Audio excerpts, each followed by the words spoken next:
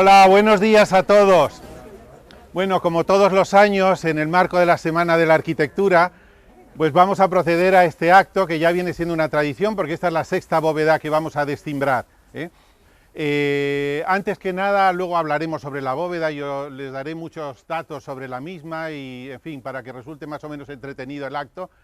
Pero ahora vamos a empezar agradeciendo a algunas personas que si no hubiera sido por ellas realmente no hubiéramos podido llegar nunca hasta este punto. Vamos, en primer lugar, al director de la Escuela de Arquitectura, Luis Maldonado, que está aquí presente, que es un firme impulsor de este tipo de asignaturas en las cuales se combina la teoría con la práctica. Bien, gracias a él y a su impulso hemos podido llegar a este punto. Y luego tenemos que agradecer también al director del Departamento de Construcción, Alfonso García Santos, que está aquí presente, que también hace lo que puede dentro de los medios y las dificultades que con la crisis pues tenemos que salir adelante todos, ¿no? Bien, pues también él ha venido un poco para testimoniar su apoyo hacia esta actividad del departamento.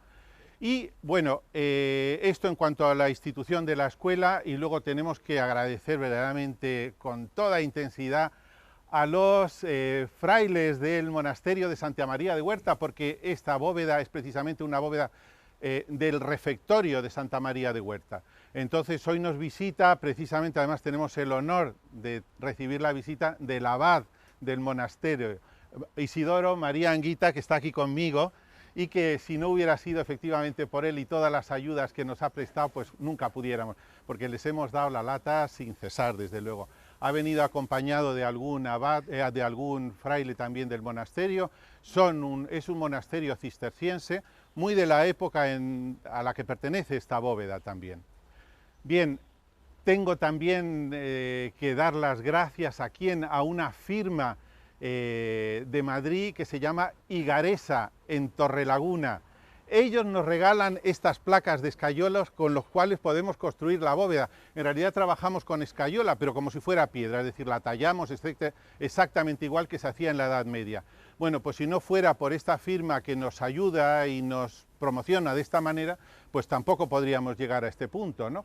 Es decir, así que muchísimas gracias a todo el equipo de Igaresa en Torrelaguna, particularmente a García Ojeda, su director. Bien. Saben que este acto se transmite a todo el globo de la Tierra, podríamos decir así. ¿Por qué? Porque se está transmitiendo por internet en tiempo real, con lo cual nos están viendo en muchos sitios, a la vez que los hemos avisado, les hemos dado notas, entre ellos, por ejemplo, todos los alumnos Erasmus que estuvieron el año pasado construyendo esta bóveda, etcétera, ¿no? Y yo pues también voy a agradecer a algunos de ellos bueno, pues que nos han ayudado, por ejemplo, con los cursos de verano que hacemos. Esta asignatura, Taller de Construcción Gótica, tiene 2 cursos de verano en Francia. Este año han sido extremadamente interesantes. Entonces vamos a dar las gracias también a los amigos franceses que están seguramente viéndonos ahora, porque me lo han confirmado. Así que, alors, on va dire quelques mots pour les amis de la France. Alors, la firme SNBR de la ville de Troyes, en el norte de Francia. Cet été, nous avons été avec eux et nous avons fait aussi de la taille de pierre, mais de la taille de pierre digitale, par computer. Donc c'est grâce à eux, c'est une firme de restauration, mais tout ce qu'ils font avec la pierre, c'est justement de la pierre par computer. Donc salutations particulièrement à Philippe et Bertrand, les gérants de la société, et à toute l'équipe de SNBR. Cuando hemos estado allí en SBR, este curso que hicimos este verano, lo hicimos con alumnos que venían de la Universidad Polytechnique de Bari. Alors, les élèves de l'Université Polytechnique de Bari qui sont venus, qui on a partagé les séjours à Troyes, salutations aussi.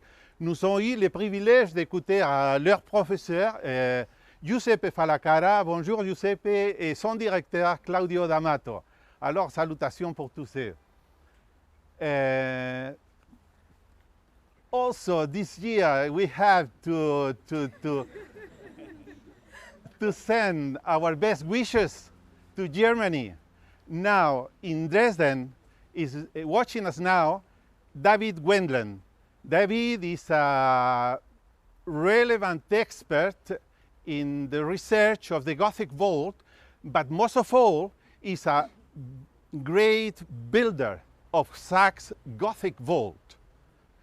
Hey, David, hello, how are you? And finally, last words for all the students coming from different countries in the world that we received the last year.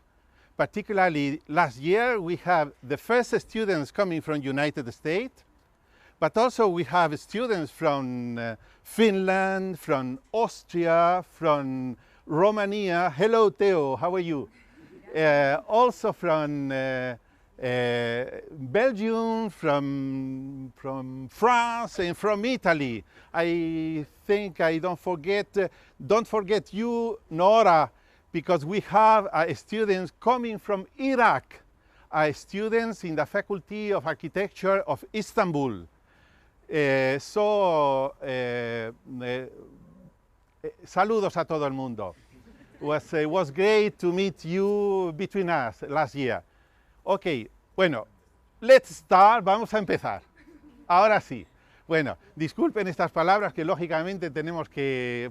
Bueno, somos un montón de gente, como ven, de muchos sitios ahora en este momento aquí, participando de este acto.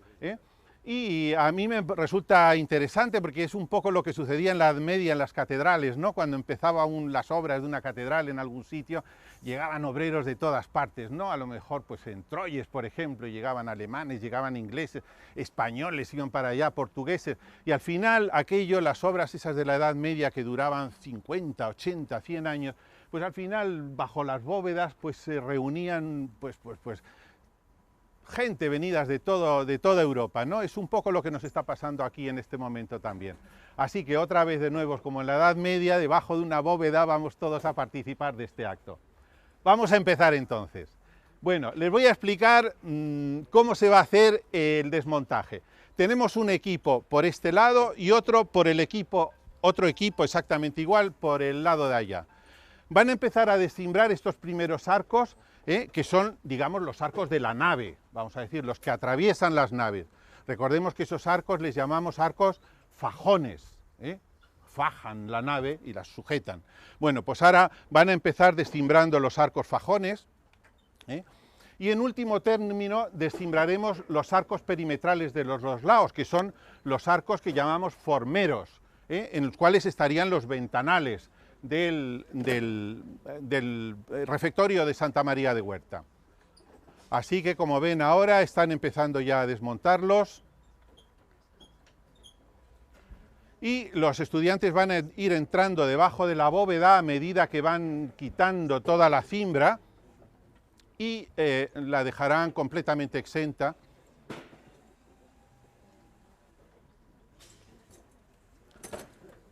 Esta bóveda que hemos construido este año, ya no sé si lo dije anteriormente, es la sexta que construimos.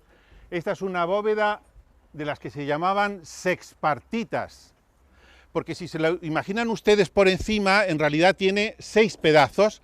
Este primero aquí delante de mí, luego tiene 2 por el lado, otro por aquel lado y 2 por aquí por la derecha. Es decir, 6 planos de plementería, ¿no? Por eso se llamaban sexpartitas, ¿no? Y esta concretamente, como hemos dicho, procede del refectorio de Santa María de Huerta, un monasterio cister, pues saben ustedes, en la provincia de Soria, en la ruta hacia Zaragoza. ¿Por qué hemos escogido esta bóveda este año? Bueno, pues porque hay una persona que está haciendo en el Departamento de Construcción su tesis doctoral precisamente sobre este tema, es decir, bóvedas sexpartitas europeas. Y este era un buen modelo para estudiarlas, para conocerlas y para ver de primera mano pues todas las particularidades que tiene la construcción de una bóveda de este tipo. Yo sé que seguramente a muchos les suena lo de bóveda sexpartita, pero es una bóveda muy especial. Es una bóveda que solamente se utiliza a finales del siglo XII y a principios del XIII. Es decir, tiene una vida muy efímera, muy corta. Sin embargo, tenemos bóvedas de sexpartitas por todos sitios en Europa. Por ejemplo, la Catedral de Canterbury está construida con bóvedas sexpartitas, y todos ustedes conocen la Catedral de Notre Dame, que han pasado seguramente bastantes veces y a lo mejor no se han fijado nunca que son bóvedas sexpartitas también. Bueno, en Alemania, en Polonia, en España, etcétera, pues encontramos bóvedas de este tipo, ¿no? Bueno, empiezan ya a aparecer ya limpios los primeros arcos. Como les decía, la bóveda sespartita tiene una vida muy efímera, desaparece, se deja de utilizar, no se sabe muy bien por qué, quizá es un poco complicada, quizá es un poco extraña y difícil de construir, y definitivamente, como si fuera un dinosaurio o un triceratops, desaparece del gótico, y el gótico, que tiene todavía una vida muy larga, pues deja de utilizar ya este tipo de bóvedas, ¿no? Por tanto, en fin, una bóveda bastante particular.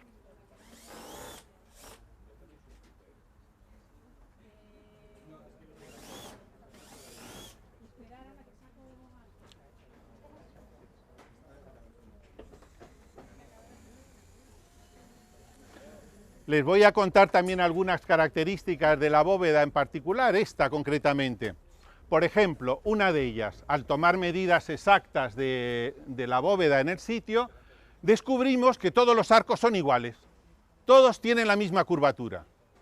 La verdad es que es una cosa que sucede muy frecuentemente en el gótico eran extremadamente prácticos, y entonces estandarizaban las cosas para que todos fueran lo más posible iguales. Nosotros conocemos bóvedas góticas extremadamente complicadas, basta que recordemos Salamanca o Segovia, las catedrales, ¿no? Pero la mayor parte de los arcos de una bóveda de crucería compleja son todos iguales, el mismo, estandarizados, ¿eh? Pues esto es lo que sucede aquí, tanto el arco formero como los diagonales, como el arco de través, es decir, ese paralelo al fajón, que está por el medio de la bóveda, todos ellos tienen la misma curvatura, lo cual facilita mucho las cosas. ¿En qué sentido? En que, por ejemplo, todas las cimbras son iguales, es decir, cuanto más se repitan las cosas, mejor, ¿no?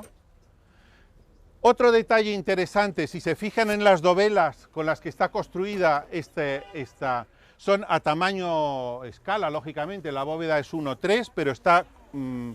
el perfil es exactamente el mismo que existe ahí en Santa María de Huerta. Fíjese que es una dovela muy cortita, y entonces es recta, es decir, no está curvada, es decir, es como un ladrillo en realidad. Es decir, la construcción de este arco en realidad está más cerca, aunque esté hecho de piedra, está más cerca de la albañilería que de la cantería. Es decir, que no son dovelas curvadas como sucederá más tarde. Estas bóvedas del comienzo del gótico suelen tener siempre las dovelas muy cortas, y entonces, ¿qué es lo que sucede? Se colocan con mortero aquí, de manera que forma una cuña, y entonces vamos dando la curvatura, adaptando las dovelas a la curvatura de la cimbra, gracias a eso. Otra cosa interesante, muchas veces es muy difícil, sobre todo cuando son tantas dovelas, alinearlas perfectamente. Fíjese en el perfil tan curioso que tiene esta dovela. No sé si se han dado cuenta que la cimbra encajaba por aquí. Es decir, que vamos a decir, esta moldura realmente es como está preparada para meterse dentro del raíl que forman las cimbras, ¿no? La cimbra tiene una doble pared y entonces todas las dovelas se van alineando perfectamente una tras otra. Lógicamente estamos viendo las rebabas, este tipo de cosas que requerirían ahora el trabajo de montones de aprendices que subirían a la bóveda a lijarla, repararla, acabarla perfectamente, ¿no? Pero bueno, vamos viendo el conjunto con la moldura tan particular que tiene. Bueno, estamos ahora ya descimbrando las diagonales, los arcos ojivos, cuando decimos arco ojivo siempre hablamos de la diagonal, y la diagonal completa, de un lado al otro, forma un medio punto, es decir, una semicircunferencia. Bueno, esto también es una cosa que suele suceder bastante en las bóvedas góticas, es decir, que los dos arcos ojivos no son apuntados, en contra de lo que pensamos muchas veces, son casi siempre semicircunferencias.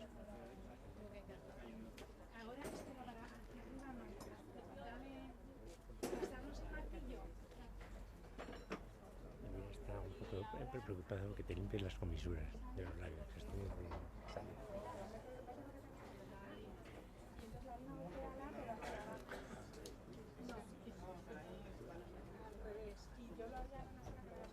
Monse, tráeme 2 piezas de la jarja esa que está tallada ahí.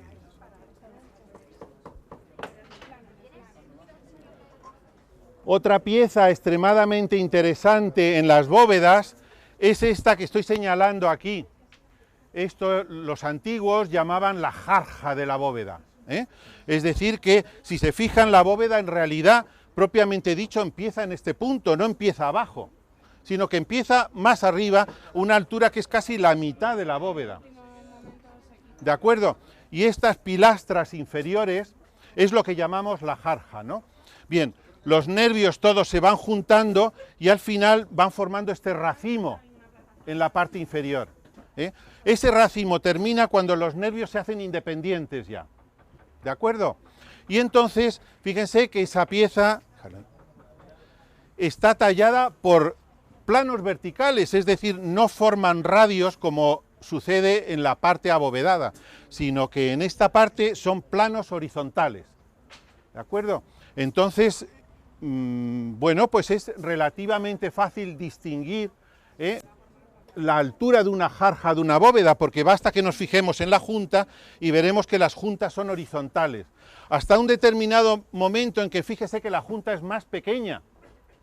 ¿Por qué? Porque está tallado en pendiente para apoyar sobre ella el arco. Luego, cuando nosotros veamos una junta más cortita, ese es justamente el final de la jarja. Aquí lo podemos ver muy bien y luego es más difícil en la realidad, pero vemos aquí este elemento. Bueno, como ven, los alumnos llegan a tallarlas con bastante precisión. Dos plantillas de este. Y este verano hemos tenido ocasión de, en el curso de verano de Troyes, de hacer estas jarjas, pero directamente a través de un robot, con un dibujo tridimensional hecho por los alumnos aquí, y directamente la máquina talla las piezas de jarja, como ustedes ven, perfectamente.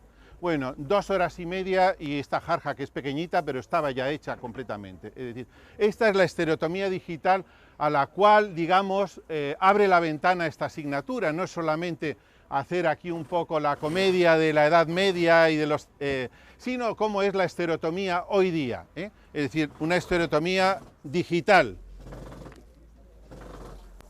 Las jarjas, es muy difícil hacerse idea de cómo se hace eso, ¿no? Es decir, pero fíjense que primero hay que hacer el dibujo de la bóveda a tamaño natural.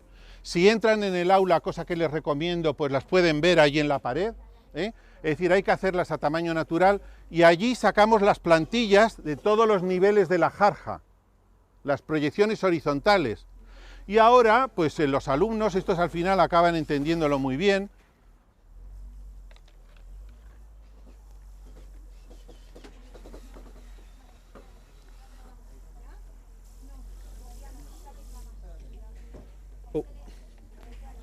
Por ejemplo, un nivel cualquiera, que no sé cuál será, el cuarto o el quinto, cogen un bloque de piedra y dibujan en la parte inferior la proyección que toca por debajo, en el mismo plano en vertical dibujan el plano superior, los contornos, ¿verdad? Y ahora empiezan a tallar como si fuera una pequeña escultura, conectando la moldura de abajo con la moldura de arriba.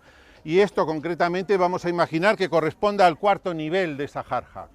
Bueno, pues uno tras otro hay que ir haciendo todos hasta conseguir la jarja completa, ¿eh?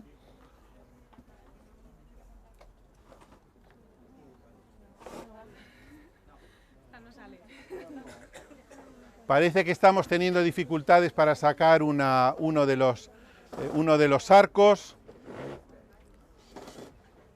Claro, al poner el mortero cae entre medias y se ha juntado y es difícil separarlos ahora, ¿no? Hay que hacerlo cuidadosamente, pues si le damos golpes, pues a lo mejor puede caer.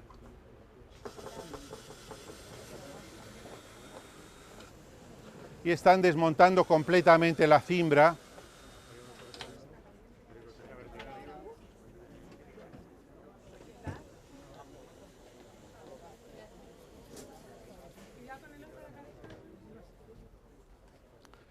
Sobre todo los que estén por aquí pueden ver otro trabajo interesantísimo de la bóveda, además es su finalidad última, es decir, hacerle la plementería, cubrir el espacio que hay entre los nervios, ¿eh? Aquí hemos empezado a hacerlo nosotros, pues siguiendo un poco las fotografías y las medidas que hemos tomado en el sitio, ¿eh?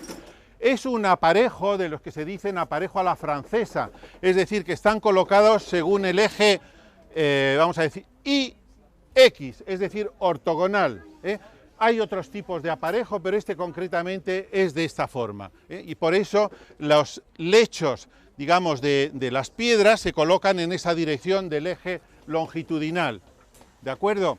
Y claro, vean ustedes ahora, pueden apreciar las superficies tan extrañas que se producen, ¿eh?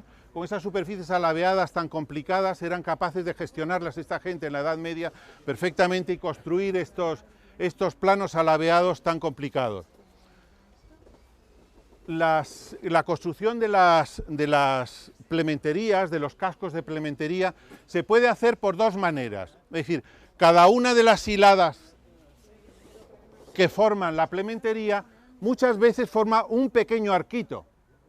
Es decir, de tal manera que cuando haces ese arquito, él se sujeta por sí mismo, pasas a hacer el siguiente, el siguiente, el siguiente, el siguiente.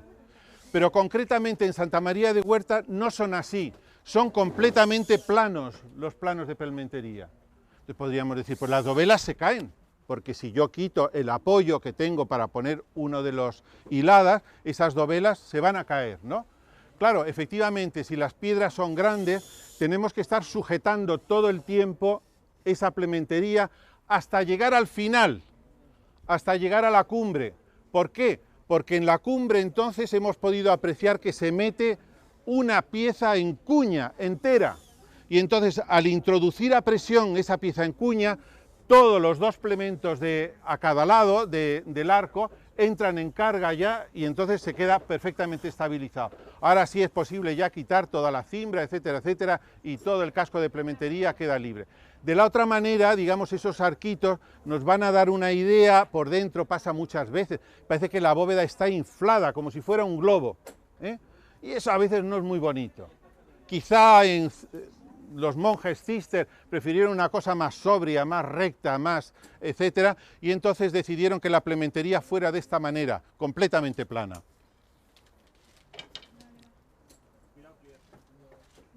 Bueno, ya parece que los arcos diagonales los tenemos y ya estamos accediendo al arco central, ¿eh? El arco de través de la bóveda sexpartita.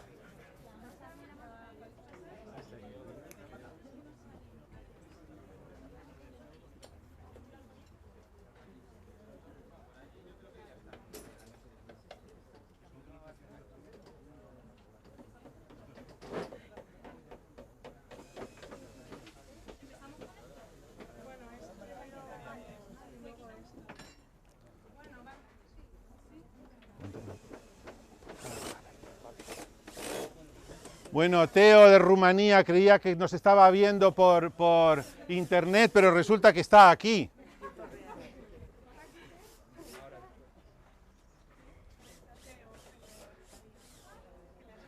Como ven, bueno, estamos ya quitando, todavía nos queda un arco diagonal, pasa eso, que están un poquito encolados precisamente por las rebabas de mortero que se pueden ver perfectamente.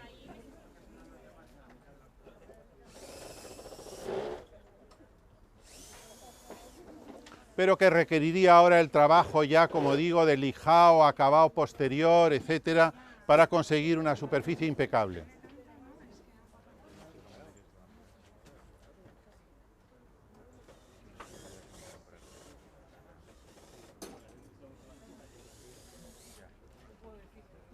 Habíamos hecho una prueba, creíamos que los arcos iban a despegar fácilmente, pero no es tan evidente, no hace falta desmontarlos un poco porque están un poquito encolados.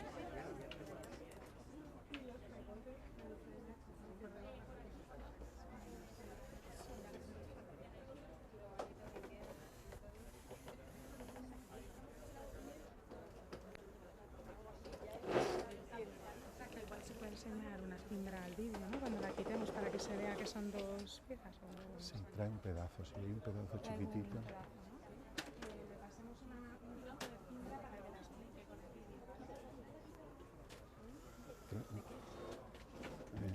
¿De qué quieres? No, de la cimbra ahora con este tipo. tráete, hay un trozo de dovela allí con la moldurita y todo, tráetela corriendo.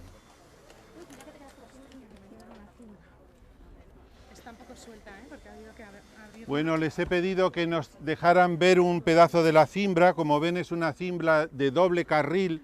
Por esto que les he comentado, ya van a ver ahora qué interesante como esta moldura, que nos puede parecer en principio decorativa, un capricho de, no sé, del maestro de cantería gótico, es decir, que ha decidido hacerlo así, pues resulta que tiene...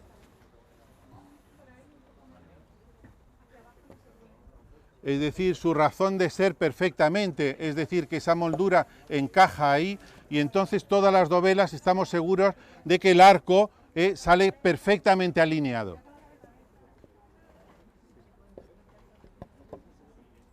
¿De acuerdo? Sucede algo también interesante.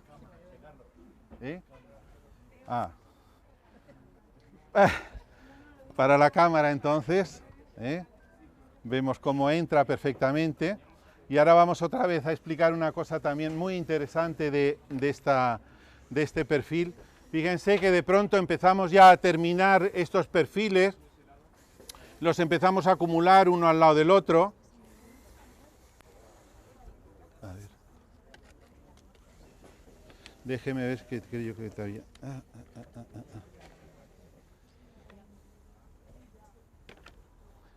Bueno, los empezamos a acumular uno a continuación del otro, etcétera. Y luego, ¿qué es lo que sucede? Que cuando ponemos la fila siguiente, esto se adapta perfectamente también en esta dirección.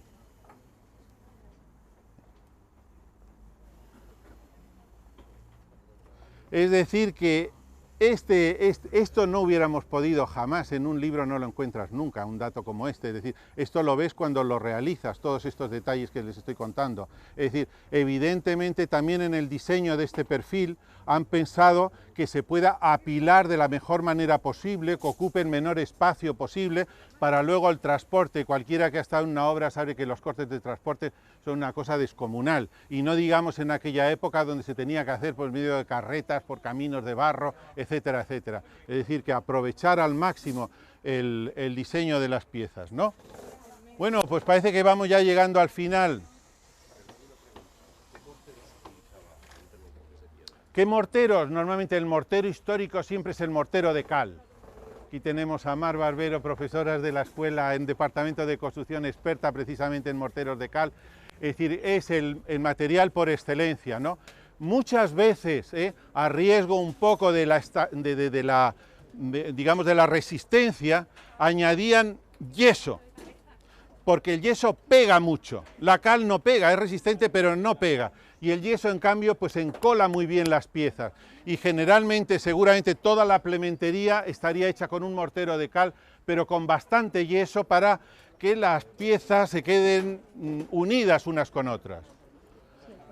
Bueno, pues oye, hemos terminado ya, está la bóveda únicamente sujeta a la clave central, y ahora vamos a quitar ya las cimbras de los formeros. Las hemos mantenido hasta el final para, en fin, preservarlas de algún golpe, algo que pudiera suceder.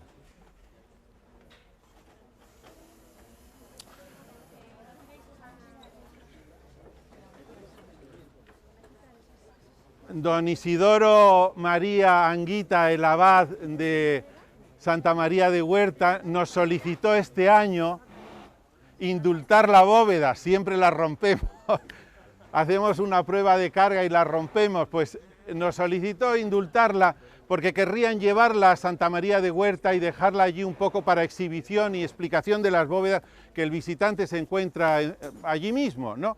Y entonces así ha sido. Esta bóveda está preparada para desmontarse entera. Se lo digo por el riesgo que vamos a sufrir ahora cuando descimbremos. Por eso, en la base de los nervios, ya se habrán fijado algunos de ustedes, tenemos esas cuñas de madera. En realidad están separados, están sueltos. Tampoco están unidos por aquí. Hay un film de plástico ahí metido para que esta pieza y esta no se junten. Y en este caso concreto hay otro por aquí, no sé si lo llegan a ver, es decir, que este arco se divide en dos, Y así le pasa con toda la bóveda. Por eso verán que nunca está atada en la base ni en las claves los arcos, están sueltos. O sea, le digo esto pues para darle un poco más emoción al momento que vamos ahora a vivir, que es ya está todo preparado. Ya hemos quitado todos los arcos formeros.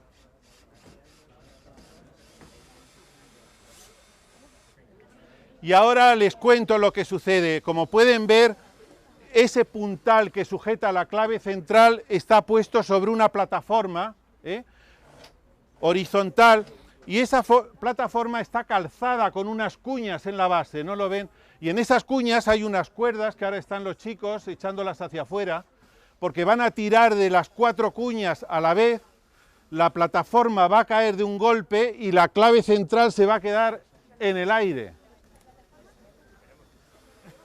Así esperamos que efectivamente así suceda. Por eso digo.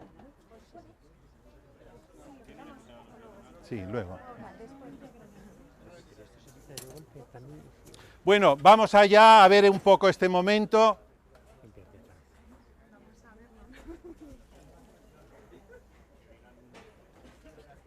Bueno, entonces contamos 3. Y se va a producir el milagro de que las piedras se queden en el aire, porque hasta ahora están sujetas por gravedad. Ese elemento vertical al final coge todo el peso central, lo distribuye a las mesas y al final va a esta rejilla que tenemos abajo. Los arcos también están apoyados en vertical, etc.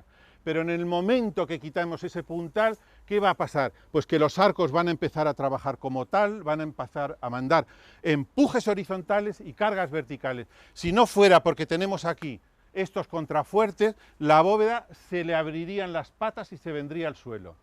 Confiemos que estos contrafuertes van a sujetar las jarjas en su posición, y entonces se va a producir eso que decimos, es decir, que las piedras se queden suspendidas en el aire gracias a este mecanismo tan curioso que es la de un arco o una bóveda, ¿vale? Venga, pues entonces, preparados chicos, contamos 3, a la de 3, un tirón fuerte para que salgan esas cuñas y cae la plataforma, ¿de acuerdo? 1, 2, 3.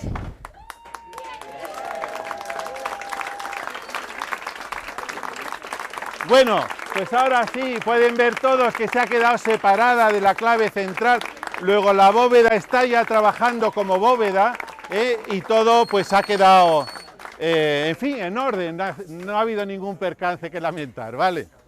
Bueno, pues ahora ya vamos a quitar rápidamente todas las últimas piezas de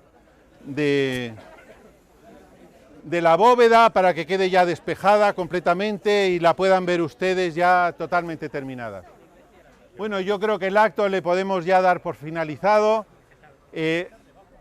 Antes di las gracias a mucha gente y quizá tenía que haber empezado dando las gracias a todos ustedes que han venido, que han tenido la paciencia de acompañarnos y de asistir a este acto. Entonces, muchas gracias a todos y bueno, espero que nos veremos el año que viene con otra bóveda más, ¿de acuerdo? Están todos invitados. Hasta luego.